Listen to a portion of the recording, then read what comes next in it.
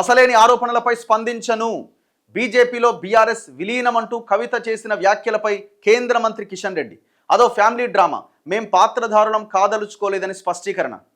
బీజేపీలో బీఆర్ఎస్ విలీనానికి ప్రయత్నం జరుగుతున్నట్లు ఎమ్మెల్సీ కల్వకుంట్ల కవిత వ్యాఖ్యలపైన కేంద్ర మంత్రి బీజేపీ రాష్ట్ర అధ్యక్షుడు కిషన్ రెడ్డి మండిపడ్డారు. అలాంటి పసలేని ఆరోపణలపైన తాను స్పందించదలుచుకోలేదన్నారు. శుక్రవారం సాయంత్రం ఆయన ఇక్కడ నివాసంలో విలేకరులతో మాట్లాడుతూ ఈ వ్యాఖ్యలు చేశారు. ఈ అంశంపై మాట్లాడడానికి వారికి ఉన్న విశ్వసనీయత ఏంటి, ఆమె ఎందుకు జైలుకి వెళ్లారు, అలాంటి ఆమె చేసిన ఆరోపణలకు మేము జవాబు చెప్పాలా అని ప్రశ్నించారు.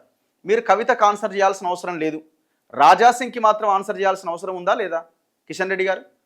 ఆయన అంటున్నారు, కేసీఆర్తో కలిసి టికెట్లు పంచుకొని కేసీఆర్ చెప్పిన చోట మా పార్టీ నాయకులు టికెట్లు ఇచ్చి వాళ్ళకు వాళ్ళు గెలిచిరు తప్ప పార్టీని ముందుకు తీసుకెళ్దాం, అధికారంలోకి తీసుకొద్దామన్న ఆలోచన మా పార్టీలో కొంతమంది నాయకులకు లేదు అని.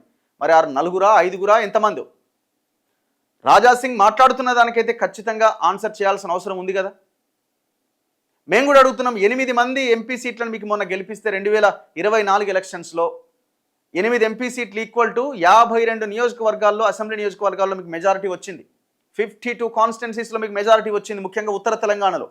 ఇక్కడంటే మీరు గెలవలేకపోయినారు, కానీ ఇక్కడ కూడా మహబూబ్ నగర్ ఎంపీ స్థానం గెలిచారు. 52 నియోజకవర్గాల్లో మీకు మెజారిటీ వచ్చింది. 52 అసెంబ్లీ నియోజకవర్గాల్లో వచ్చిన మెజారిటీని మీరు వినియోగించుకొని తెలంగాణలో మీరు అధికారంలోకి రావడానికి ఇక్కడ ఉన్న ప్రజా సమస్యల మీద ఏం పోరాటం చేశారో కిషన్ రెడ్డి చెప్పాల్సిన అవసరం ఉందా లేదా? తన్నుగా వస్తున్నారు కదా మీ పార్టీ లీడర్లు, దీనికి ఆన్సర్ చేయాల్సిన అవసరం ఉందా లేదా?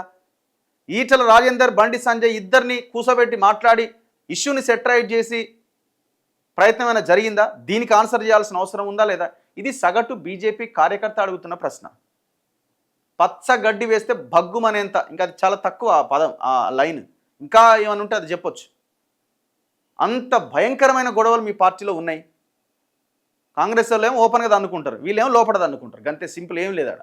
వాళ్ళేమో ఓపెన్గా ఆ గాంధీ భవన్లోనే కుర్చీలు వేసుకుంటారు, అవసరమైతే తన్నుకుంటారు, అంగీలు చింపుకుంటారు, అన్నీ చేస్తారు. వీళ్ళు లోపల చింపుకుంటారు. మరి వాటికి సమాధానం చెప్పాల్సిన అవసరం ఉందా లేదా?